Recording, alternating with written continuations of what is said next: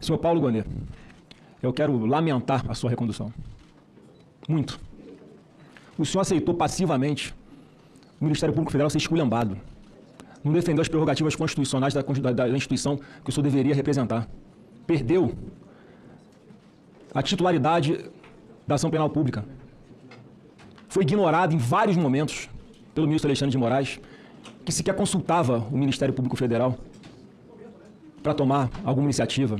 Aí depois dava aquela vaselinada, mandava lá para o senhor opinar. A prerrogativa de proteção das garantias constitucionais, individuais e da sua própria instituição não existem mais no Brasil. Não é o Ministério Público que decide, mas é o senhor que instrui, ou deveria instruir o processo, porque nem isso está fazendo mais. Quem faz é o ministro Alexandre de Moraes em vários processos. Eu acho que, eu digo isso com tristeza no coração, os membros do Ministério Público Federal devem ter vergonha do senhor hoje, muita vergonha. Eu falei para Vossa Excelência no meu gabinete, por ocasião da outra sabatina, que Deus estava lhe dando uma oportunidade do senhor desfazer todas as injustiças que o senhor fez enquanto estava lá no TSE, representando o Ministério Público Federal. O senhor fez ao contrário. O senhor perseguiu, o senhor entrou num jogo sujo de uma pessoa que, para mim, é doente. Mas o senhor está lá, parece cumprindo ordens dele. Eu quero dar só um exemplo de como é que o senhor não merecia estar sendo reconduzido. Teve aqui nessa Comissão de Segurança Pública o senhor Eduardo Tagliaferro, fez um monte de denúncia. Uma específica em que ele cita nominalmente o senhor, que foi a seguinte: ele teve uma matéria do Metrópolis no dia 17 de agosto, que vazou uma conversa daquele grupo de empresários que apoiavam o presidente Bolsonaro. Dia 17 de agosto, essa matéria. No dia 23 de agosto, o senhor Alexandre de Moraes executa a sua decisão. Foram mandados de busca e apreensão, bloqueio de contas bancárias, redes sociais, quebra de sigilo bancário de todos aqueles empresários que estavam participando da conversa privada no WhatsApp. Aí teve aquela grande repercussão negativa. Então o ministro Alexandre de Moraes, como havia dado uma decisão apenas com base numa matéria jornalística, ele vai tentar requentar a sua própria decisão. Ele pede que o seu juiz auxiliar, o Ayrton Vieira, solicite ao Tagliaferro para preparar um mapa mental, para ajudar na fundamentação da sua decisão. E ele mostrou para a gente aqui, na Comissão de Segurança Pública, eu estava sentado aí, onde o senhor está, ele mostrou para a gente que recebeu um monte de documentos para que ele produzisse esse mapa mental nos dias 26, 27 e 28 de agosto. Ele fez o mapa mental no dia 29 de agosto, mostrou para a gente aqui os metadados, para comprovar que o documento tinha sido produzido naquele dia. E sabe qual dia o Alexandre de Moraes afastou o sigilo da sua decisão, porque estava tudo sob sigilo? No próprio dia 29. Ele provou para a gente aqui que o Alexandre de Moraes fraudou a própria decisão dele. Ele tinha dado uma decisão com base na matéria de jornal, estava sob sigilo. Ele usa uma estrutura de combate à desinformação do TSE para refazer a sua fundamentação e depois dar publicidade. Aí no meio do caminho, o Tagliaferro mostrou para a gente aqui que recebeu mensagem do senhor Lucas. O senhor conhece o senhor Lucas, né? É seu assessor, seu próprio assessor, procurador Gonet, cobrando o Tagliaferro. Abre aspas. Dr. Paulo Gonet, vice-PGR, me pediu para entrar em contato com você, Tagliaferro, sobre um assunto que ele tratou com o ministro Alexandre hoje cedo.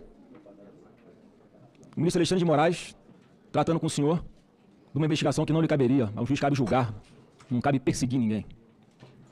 E o Tagliaferro anunciou daqui, ó. Eu enviei o que eles me pediram para o Gonet.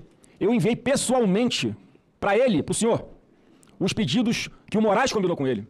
Eu enviei diretamente para o WhatsApp do Paulo Gonet.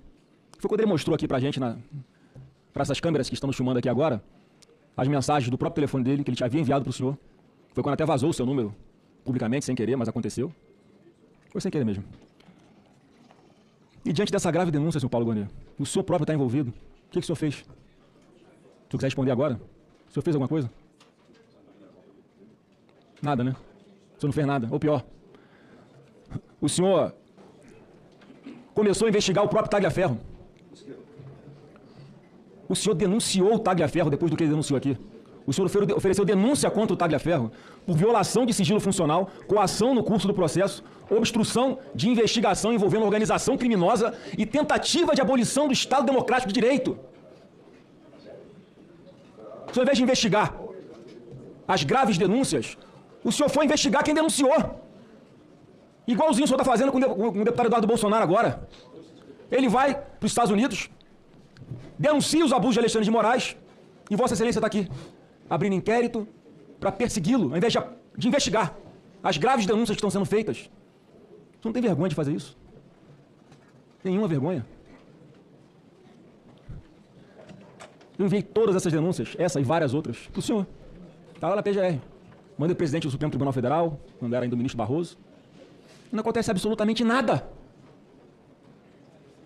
Essa, senhor Paulo Gonet, foi apenas uma situação que foi aqui evidenciada. Imagina quantas outras não aconteceram ao longo dos últimos anos.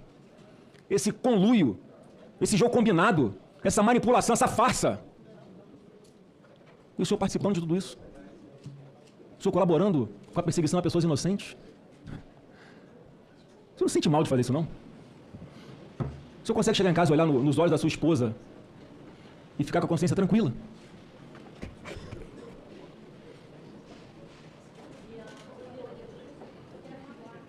Tudo isso que o senhor está fazendo, em conluio com alguns outros do Supremo Tribunal Federal, é absolutamente nulo no Estado Democrático de Direito de verdade. E o jogo combinado dá um ar de legalidade. Não, o colegiado decidiu, tudo combinado.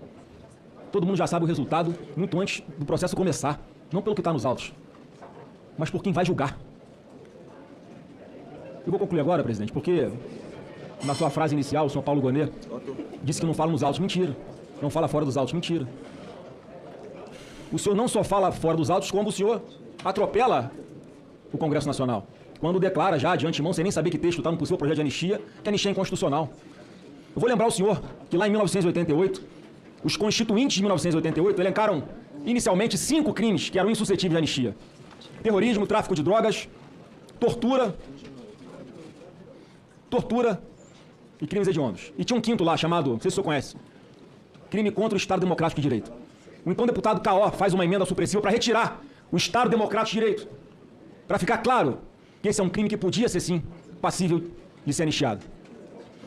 Sabe quem votou a favor desse destaque aqui, senhor presidente Otto? Para que fosse revogado isso e nós tivéssemos hoje esse texto na Constituição em vigor, com apenas os 4 tipos de penais que não podem receber anistia? Fernando Henrique Cardoso, Michel Temer, todos esses que hoje arrotam para dizer que essa anistia é inconstitucional, como o senhor fez antecipadamente. Vários outros ícones da esquerda, porque já sabiam que naquela época, Lula também, já naquela época, isso podia ser usado de forma distorcida, como está sendo usado hoje. E eu quero deixar uma pergunta, uma reflexão para o senhor para concluir, presidente Otto Alencar. O senhor vai mesmo tirar uma prerrogativa aqui do Congresso Nacional? Eu queria que o senhor anotasse essa pergunta para responder. O senhor vai tirar a prerrogativa do Congresso Nacional para fazer o processo de impeachment contra ministro do Supremo Tribunal Federal? Porque o que está sendo dito já pela imprensa, não sei como é que a imprensa fica sabendo se o senhor não fala, né? Que o senhor vai opinar ao ministro relator no STF para dizer que somente o Procurador-Geral da República pode oferecer o impeachment de ministro do Supremo Tribunal Federal. Queria saber se isso é verdade. E se for verdade, por que o senhor está fazendo isso? Essa é a pergunta que eu tenho para fazer para o senhor, já que as outras do senhor ficou só me olhando aqui, olhou para o lado de vez em quando e não... Senador Flávio, mas não é hora dele...